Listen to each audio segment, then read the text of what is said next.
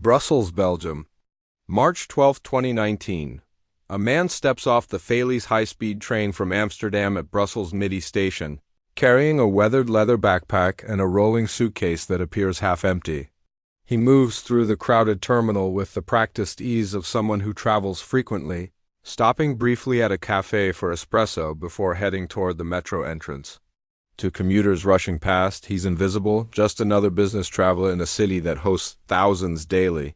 What none of them can see are the 8 operatives tracking his every movement. A camera's hidden in newspaper kiosks recording his face. The Signal's intelligence van parked 3 blocks away, intercepting every digital communication within a 100-meter radius. And the fact that inside his seemingly ordinary luggage sits 400,000 euros in cash, destined for a Hamas cell planning attacks across Western Europe. This is Samir Al-Khatib, and he has been moving money for Hamas for 7 years without ever being caught, until today. This is the story of the intelligence operation that took 18 months to develop, the mistakes that finally exposed him, and how a courier's routine became the mechanism of the largest Hamas financial network disruption in European history. Understanding how Samir Al-Khatib became one of Hamas's most valuable European assets requires understanding the evolution of terrorist financing in the 2010s. After September 11th, Western governments implemented aggressive financial surveillance systems designed to detect and disrupt money flows to terrorist organizations. Banks were required to report suspicious transactions. International wire transfers faced scrutiny. Shell companies and front organizations came under regulatory pressure. These measures made traditional banking channels increasingly dangerous for moving terrorist funds. Organizations like Hamas needed alternatives, methods that could transfer large amounts of money without leaving digital footprints that intelligence agencies could track. The solution was ancient, predating modern banking by centuries. Human couriers carrying physical cash. The method was low-tech, high-risk, but remarkably effective.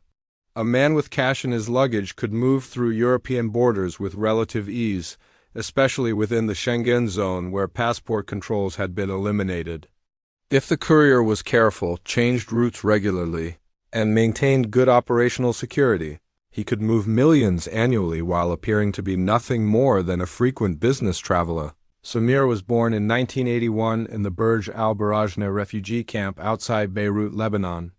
The camp was home to 20,000 Palestinians living in poverty and perpetual displacement, surrounded by concrete walls and Lebanese military checkpoints. He grew up watching Israeli jets bomb southern Lebanon, hearing stories of the Nakba from grandparents who still kept keys to homes in villages that no longer existed. The narrative of resistance was inescapable, woven into daily life through martyrs' posters, political graffiti, and the constant presence of armed factions who controlled different sections of the camp.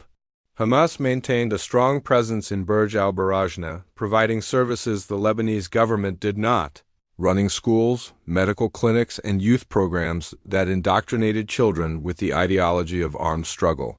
Samir attended these programs, learning to see violence not as criminal but as sacred duty, resistance against occupation and oppression. By his early 20s, Samir had become involved with Hamas logistics networks operating out of Lebanon. He started small, carrying messages between cells, picking up packages from dead drops, doing the unglamorous work that kept clandestine organizations functioning. He was reliable, disciplined, and, crucially, he possessed something many Hamas operatives did not: a European passport. His mother was Belgian, having married his Palestinian father in Beirut in the 1970s before the Lebanese Civil War destroyed their life together. She had returned to Belgium when Samir was young, but maintained his Belgian citizenship, sending him documents that would eventually become his most valuable asset. In 2008, at age 27, Samir used that passport to move to Brussels, officially to work in his uncle's restaurant, actually to establish himself as a Hamas logistics coordinator in Europe. Brussels was perfect for Hamas operations. As the de facto capital of the European Union, the city hosted massive international communities, diplomats, businessmen, refugees, and immigrants from every corner of the world. The diversity provided cover. A Middle Eastern man speaking Arabic attracted no attention in neighborhoods like Molenbeek or Schaerbeek, where large Muslim populations had established themselves over decades. The city's location at the heart of Europe made it a natural transit hub. High-speed rail connected Brussels to Paris, Amsterdam, London, and Frankfurt within hours. Highways linked to every major European city. The port of Antwerp, just 50 kilometers away, was one of Europe's largest, handling cargo from around the world, including shipments that concealed contraband. And critically, Belgian security services, while competent, were understaffed and overwhelmed, focused primarily on counterterrorism threats from ISIS rather than older organizations like Hamas that maintained lower profiles. Samir spent his first 2 years in Brussels doing exactly what he claimed, working in his uncle's restaurant, a Lebanese establishment in the Excels neighborhood that served shawarma and falafel to students and office workers. He lived in a modest apartment, attended mosque occasionally but not obsessively, dated a Belgian woman briefly, and generally behaved like thousands of other young immigrants trying to build lives in Europe. This period was deliberate cover building, establishing a legitimate presence that would withstand background checks if authorities ever scrutinized him. He paid taxes, registered with local authorities, and created a paper trail of ordinary life that intelligence analysts would find boring and unremarkable. In 2010, Hamas activated him for his real purpose.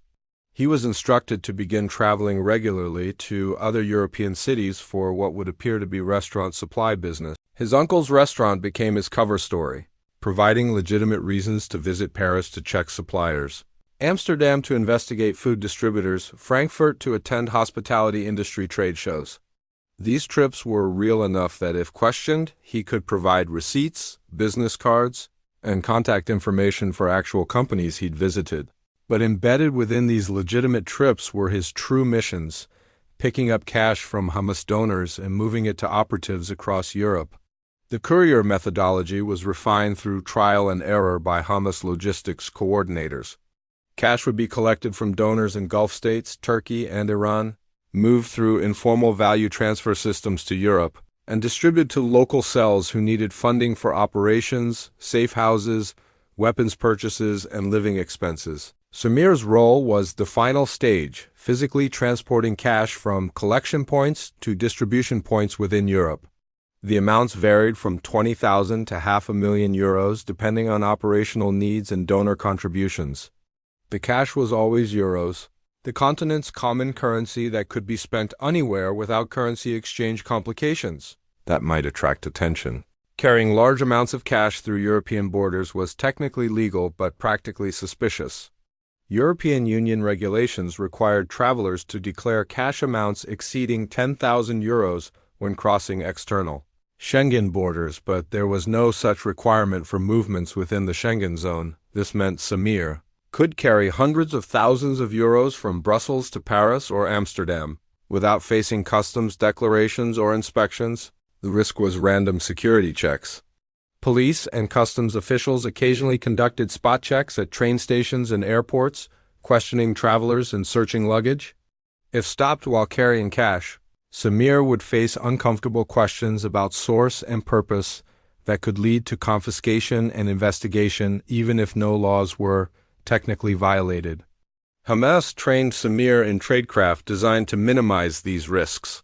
He never traveled with amounts that would create obvious bulk in luggage. €400,000 in €500 notes weighed less than a kilogram and could fit in a shoebox. He concealed cash in false bottoms of suitcases, inside laptop cases, and within everyday items that wouldn't attract attention during X-ray screening. He varied his travel patterns, never taking the same route consecutively, alternating between trains, planes, and occasionally driving. He traveled at different times, avoiding predictable schedules that surveillance could identify. He maintained his restaurant cover story, always having legitimate business reasons for trips that could withstand casual questioning. The communication protocols were equally careful. Samir never discussed operations over phone or email. Instructions came through face-to-face meetings with Hamas handlers who traveled to Brussels periodically or through coded messages delivered via trusted intermediaries. Pickup and delivery locations were communicated using prearranged systems. specific cafe addresses represented by innocuous phrases, dates indicated through numerical codes embedded in seemingly normal text messages. The compartmentalization meant Samir knew only his own role, not the broader network structure or the identities of most people he interacted with beyond immediate contacts. For 7 years, from 2010 to 2017, Samir operated successfully without attracting serious attention from security services. He made approximately 8 trips annually, moving between 2 and 3 million euros total each year. The money financed Hamas operations across Europe, paying for safe houses in Paris where operatives coordinated with Hezbollah, funding propaganda operations in Germany, purchasing weapons components in Belgium that would be smuggled to Gaza through circuitous routes, and supporting Hamas political activities that were legal in some European countries but served the organization's broader strategic objectives. Samir became a trusted, reliable asset whose caution and discipline made him nearly invisible to intelligence agencies that were focused on more obvious threats from ISIS and al-Qaeda affiliates. What Samir didn't know was that Israeli intelligence had been aware of Hamas courier networks in Europe for years, but lacked the specific intelligence needed to identify individual couriers or predict their movements. Mossad maintained a permanent presence in European capitals, operating from Israeli embassies and consulates, conducting surveillance of known Hamas operatives and tracking financial flows linked to the organization. But the courier system's low-tech nature made it difficult to detect.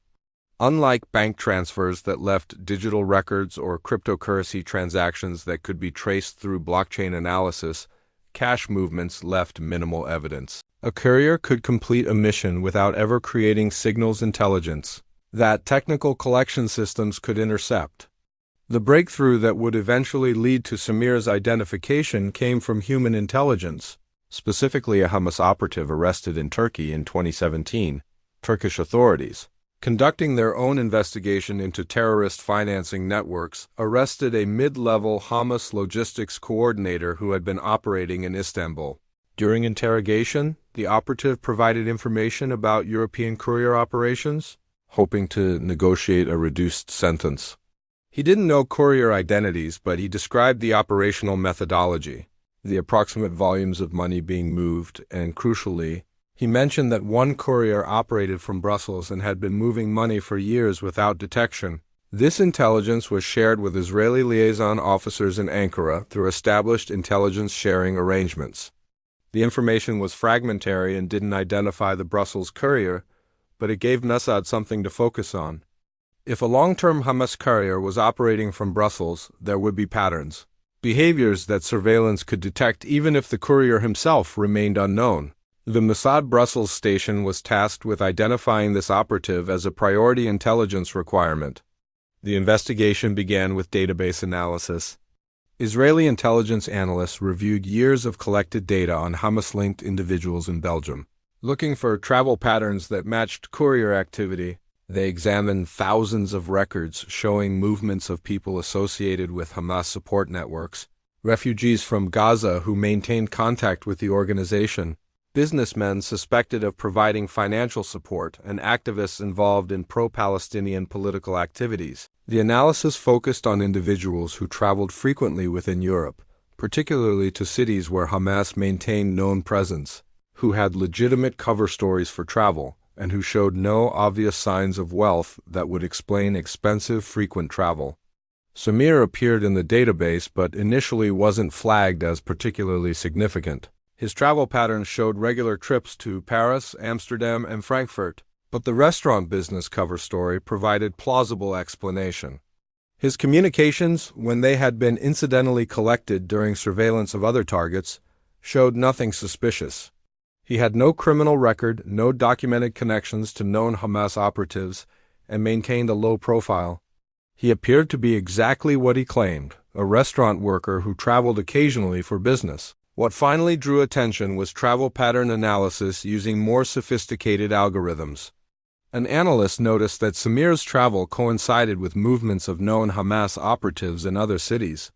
When Samir traveled to Paris, Hamas operatives in Paris sometimes became more active in the days following his arrival. When he visited Amsterdam, financial transactions linked to Hamas support networks showed unusual activity shortly after. The correlation wasn't perfect, but it was statistically significant enough to justify closer examination. In intelligence work, there are no coincidences. Patterns that appear random are often indicators of coordinated activity that operational security measures attempt to obscure. In January 2018, Mossad placed Samir under active surveillance. A team of 6 officers was assigned to track his movements, communications, and contacts. The surveillance had to be extremely careful because experienced couriers were trained to detect being followed and would abort operations if they suspected surveillance.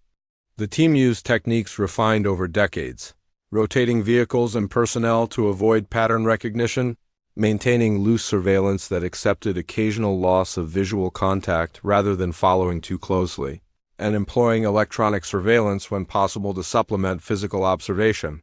The surveillance quickly revealed behaviors consistent with courier activity. Samir would receive phone calls that, while innocuous in content, clearly served as signals. After receiving these calls, he would prepare for travel, packing light luggage and traveling to other European cities for 1 or 2 day trips. The trips themselves showed interesting patterns. He would arrive in a city, visit a cafe or restaurant, meet briefly with someone, then return to Brussels. The meetings appeared casual, but surveillance noted that Samir often carried luggage when he arrived and left without it, or arrived without luggage and left carrying a bag. This suggested either delivery or pickup of items, consistent with courier operations. The challenge was proving what was being transported. Belgian law enforcement couldn't arrest someone simply for traveling frequently or having brief meetings. They needed evidence of criminal activity, which meant catching Samir actually carrying contraband or delivering illegal materials.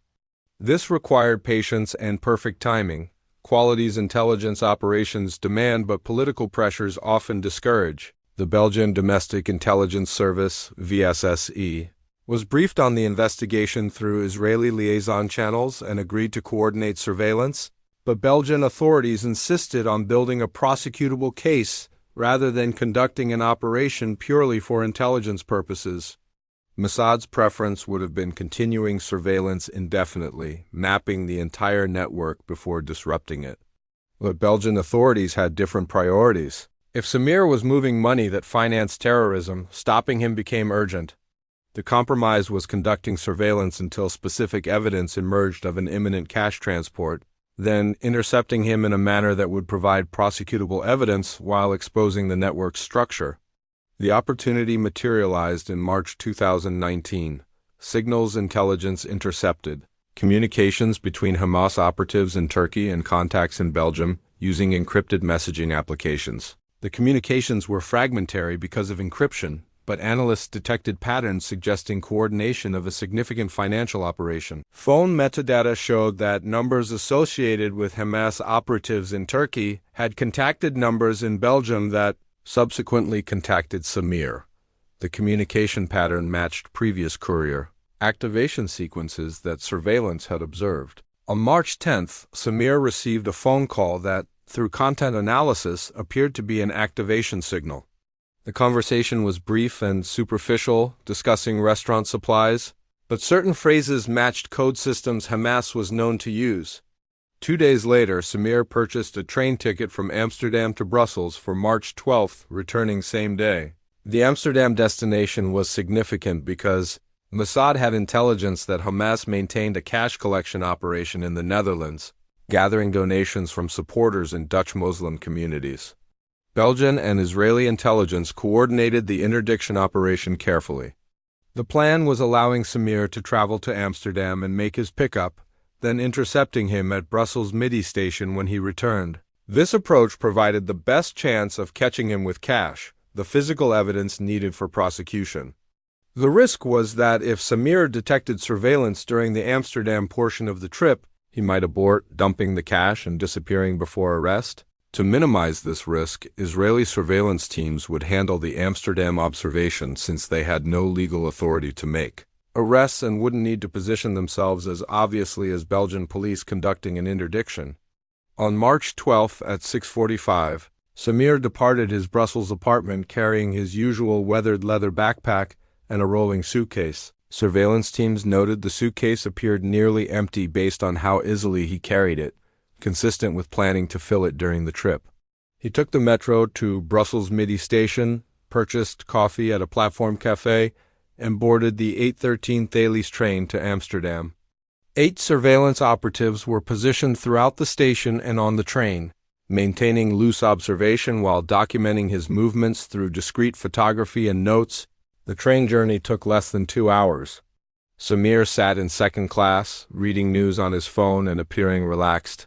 Surveillance noted he made no phone calls during the journey and didn't interact with other passengers, behavior consistent with operational security protocols that discouraged unnecessary communication during courier missions.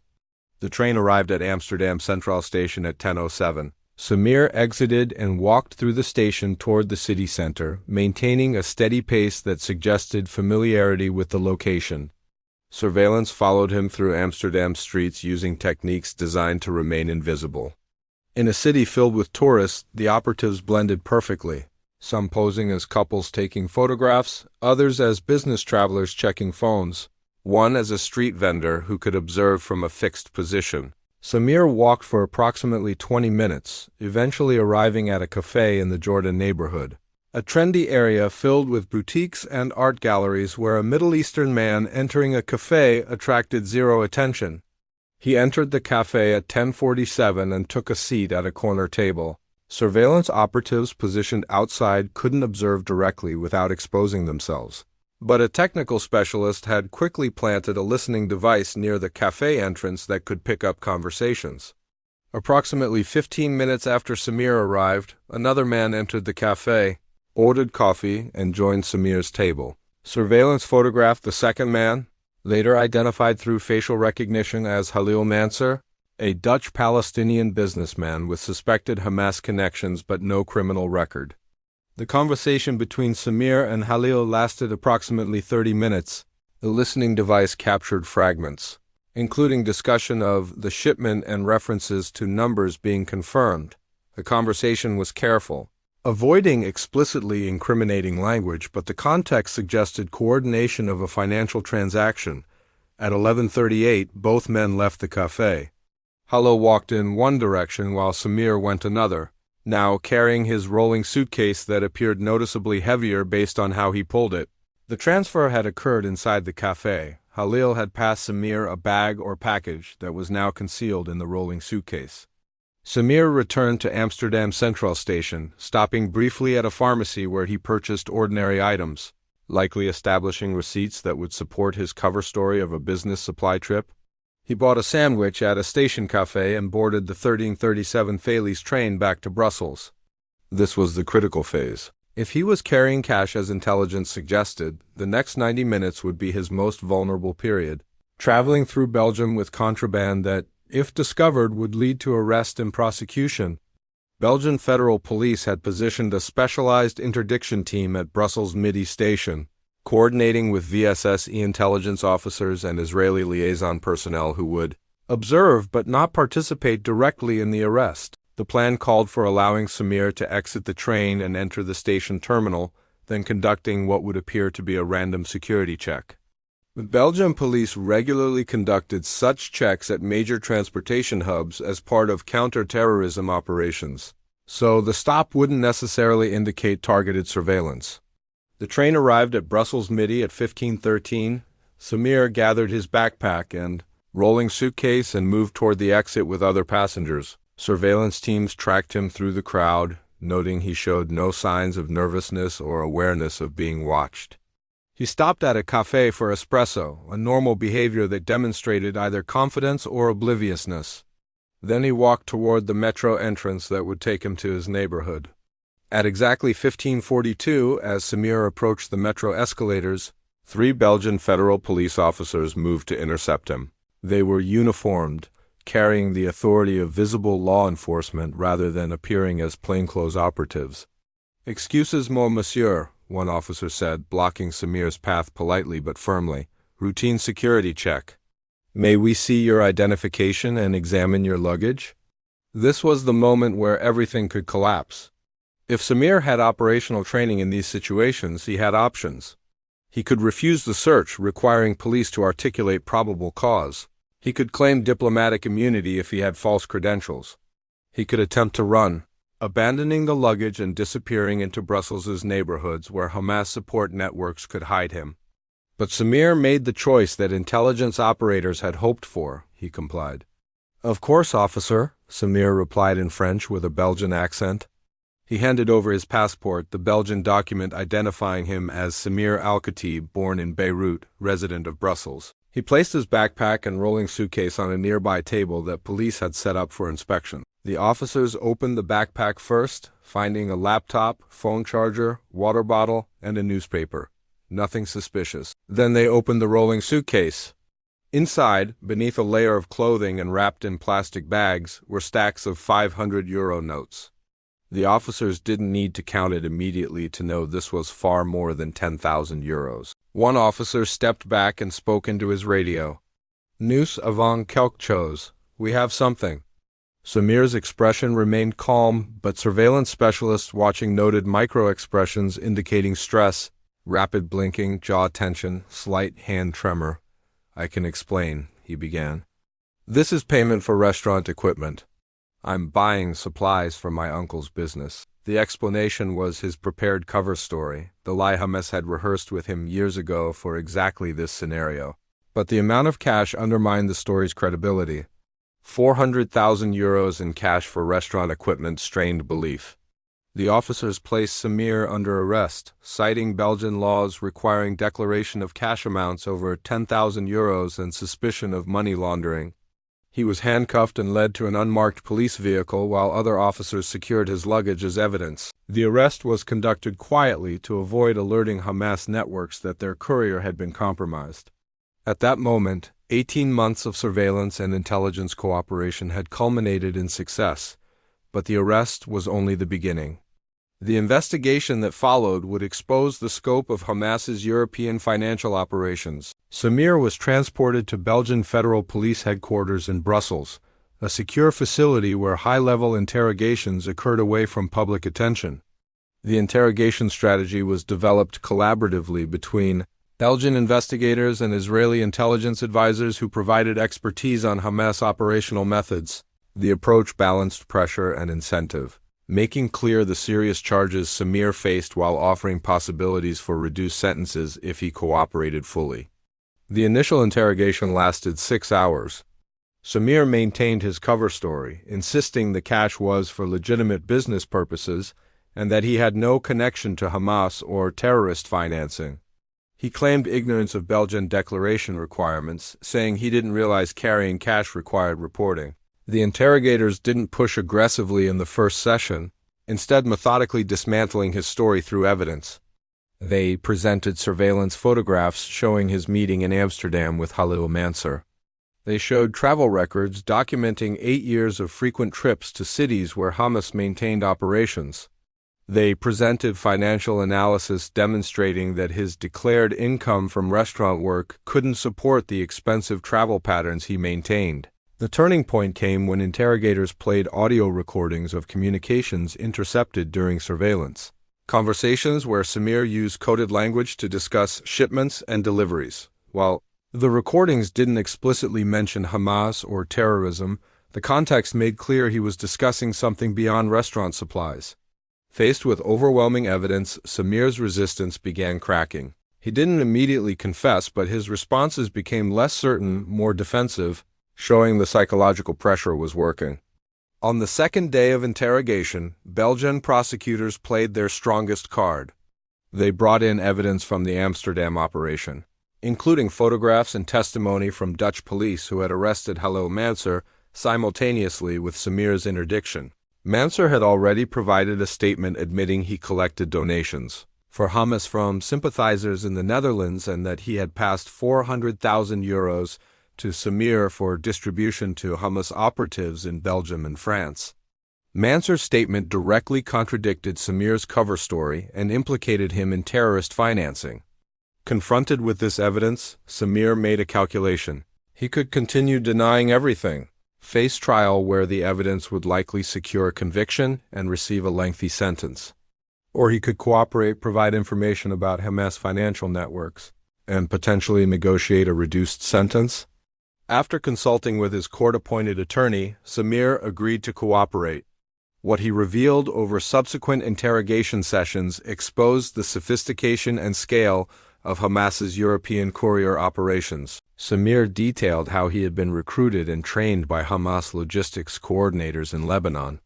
He explained the operational methodology, how cash was collected from donors in Gulf states and Turkey, moved to Europe through informal value transfer systems and traditional smuggling routes, then distributed via couriers like himself to operatives across the continent. He identified approximately 20 individuals involved in the network, including donors, coordinators, and operatives who received cash for various operations.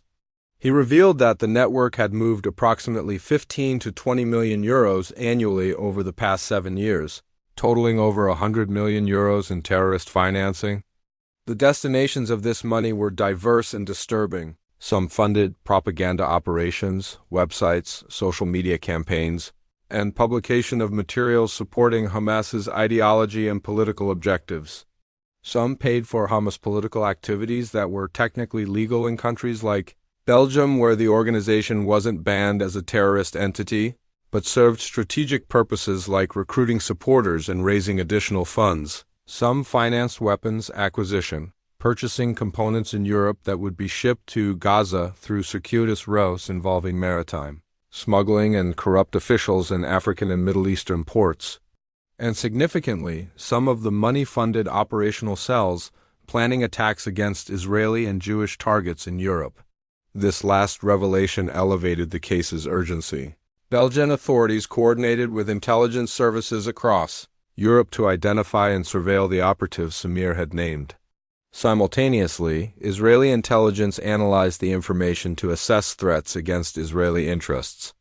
Within 2 weeks of Samir's cooperation beginning, coordinated raids occurred in 6 European countries. Belgian, French, Dutch, German, Austrian, and Italian police arrested 37 individuals connected to the Hamas financial network. The raids seized over 2 million euros in cash, weapons including automatic rifles and explosives, and extensive documentation revealing the network's structure and operations.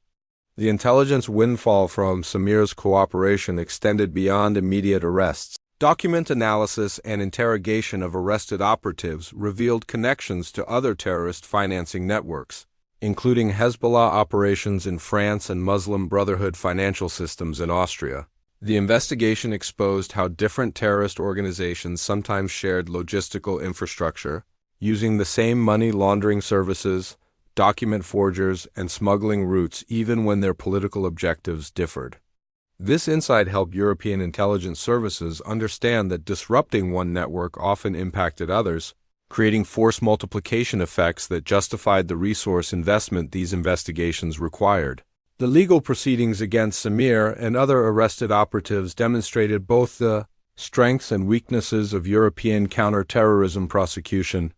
Samir was charged with terrorist financing, money laundering, and participation in terrorist organization activities. The evidence was overwhelming: his own confession, the cash seized at his arrest, testimony from other cooperating defendants, and extensive surveillance documentation. He pled guilty to all charges in exchange for a reduced sentence, receiving 12 years imprisonment rather than the 25 years prosecutors could have sought without cooperation. Other defendants faced varying outcomes. Hallo Mansur, the Amsterdam collector who had provided Samir with the 400,000 euros, received 15 years for his more senior role in the network. Several operatives who received cash from Samir for local operations received sentences ranging from 8 to 18 years, depending on their roles and whether they cooperated.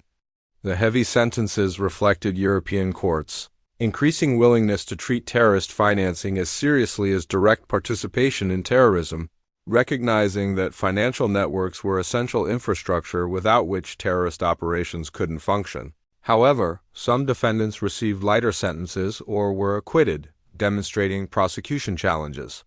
Several individuals arrested in the coordinated raids were released for lack of evidence, their connections to the network being too indirect or ambiguous to sustain criminal charges. Others successfully argued they had been unaware that money they handled came from Hamas, claiming they believed they were simply helping Palestinian humanitarian causes. These acquittals frustrated investigators who knew from intelligence that these individuals were guilty, but couldn't prove it beyond reasonable doubt using evidence admissible in court. The disparity between intelligence knowledge and prosecutable evidence remains a fundamental tension in counterterrorism. Intelligence services often know far more than they can prove in court because sources and methods used to collect intelligence must remain classified. Technical collection capabilities, human sources, and liaison relationships with foreign intelligence services all require secrecy that conflicts with criminal justice system requirements for transparent evidence presentation. This tension means some guilty individuals escape prosecution while intelligence services must accept this outcome to protect capabilities needed for future operations. For Hamas, the Brussels operations disruption was a significant but not catastrophic blow. The organization lost a reliable courier who had operated successfully for years, suffered dozens of arrests across Europe, and saw over €2 million seized. The network Samir had built was destroyed, requiring years to rebuild with new personnel and different operational methods. The publicity around the arrest damaged Hamas's fundraising abilities in Europe, as donors became more cautious about contributing to an organization clearly under intensive surveillance. But Hamas demonstrated adaptability that terrorist organizations require for survival. Within months, new couriers were being recruited and trained, learning from Samir's mistakes. The organization shifted some financial operations to alternative methods, increasing use of cryptocurrency for certain transactions, expanding informal value transfer systems that were harder to trace, and diversifying courier routes to reduce dependency on any single individual or pathway. The fundamental challenge of moving money remained, but Hamas proved capable of evolving its methods in response to disruption. For Belgian security services, the operation was considered a major success that validated the resource investment in long-term surveillance and intelligence cooperation. VSSE and federal police demonstrated capability to conduct sophisticated counterterrorism operations when properly supported. The arrest disrupted not just Hamas financing but exposed connections to other networks that led to additional investigations. The cooperation with Israeli intelligence, while politically sensitive given Belgium's large pro-Palestinian constituencies, produced results that justified the relationship. The Israeli perspective celebrated the operation as proof that aggressive intelligence work and international cooperation could achieve results against even careful adversaries. Mossad viewed the 18-month surveillance that identified Samir as exemplifying the patience and persistence required for effective intelligence operations. The operation demonstrated that human intelligence remained valuable even in an era of technical collection dominance, as the initial break in the case came from a human source in Turkey rather than signals intelligence or cyber operations. The broader implications extended beyond this single network. The Brussels operation revealed how terrorist organizations exploited European Union freedoms for operational advantage. The Schengen zone's elimination of internal borders made courier operations feasible by allowing unrestricted movement of people and goods across national boundaries. While this freedom benefited legitimate commerce and tourism, it also aided criminal and terrorist networks that could move contraband without facing inspections. European policymakers faced the difficult question of how to maintain open borders while preventing their abuse by malicious actors. The investigation also highlighted challenges in counterterrorism financing. Despite years of regulatory efforts following September 11th, terrorist organizations still moved hundreds of millions of euros through global financial systems annually. Some used sophisticated techniques like trade-based money laundering and cryptocurrency, but others relied on ancient methods like physical cash couriers that modern financial surveillance couldn't easily detect.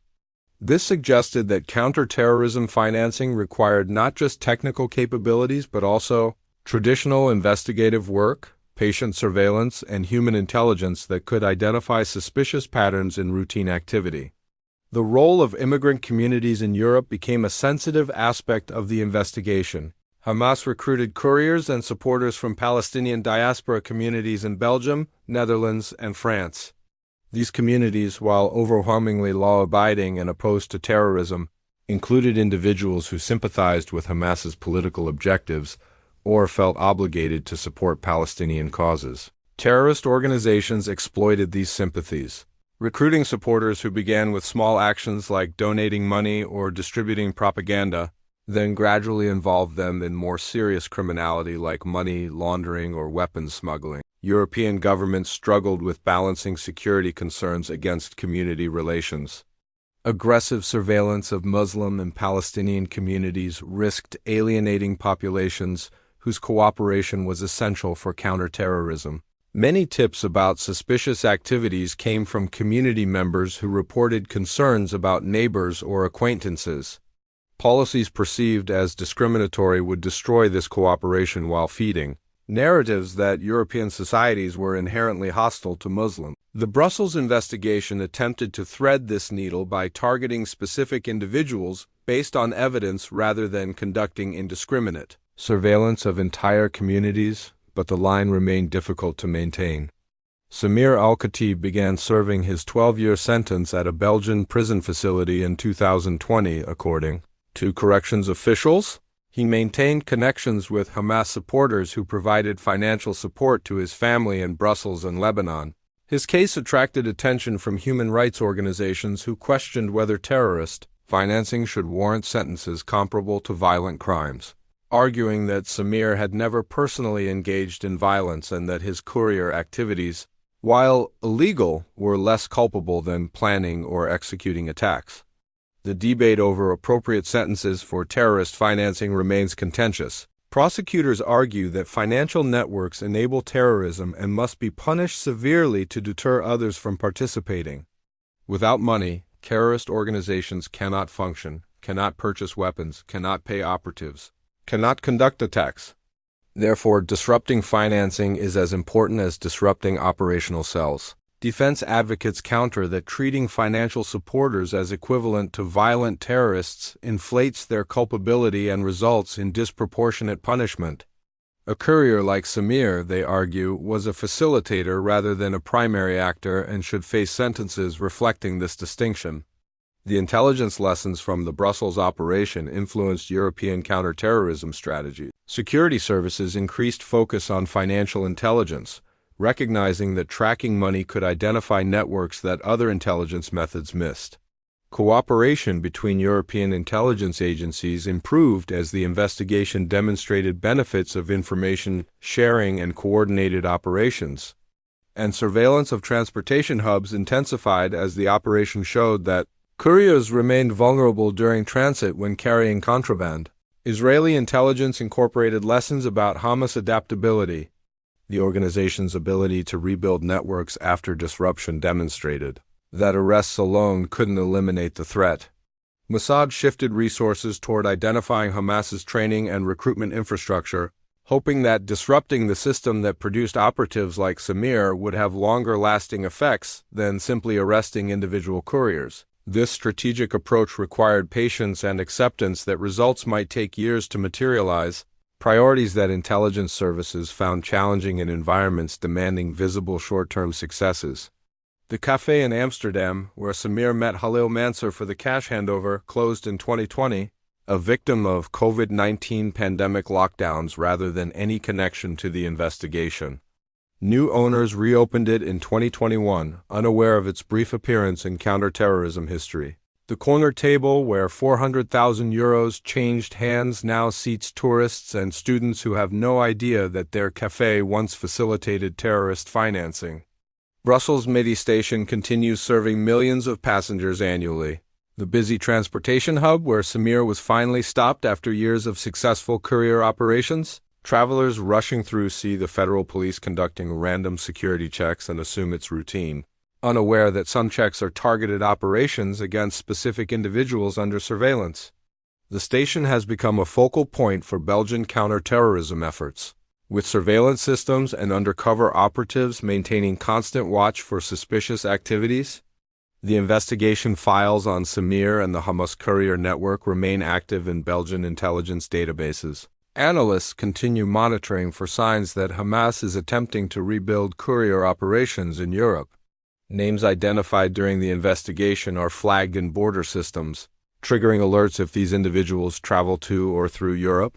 Financial institutions received intelligence about accounts and transactions linked to the network, enabling them to scrutinize similar patterns in the future.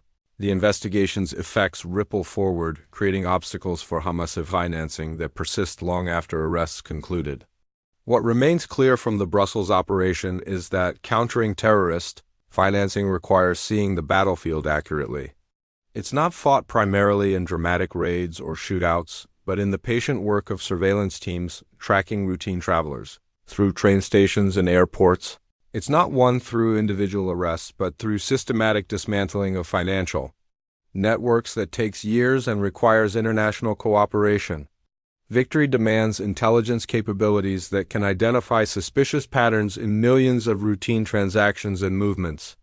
It requires legal frameworks that criminalize financial support for terrorism while respecting civil liberties, and it requires cooperation between intelligence services, law enforcement, financial regulators, and international partners who often have competing interests and priorities.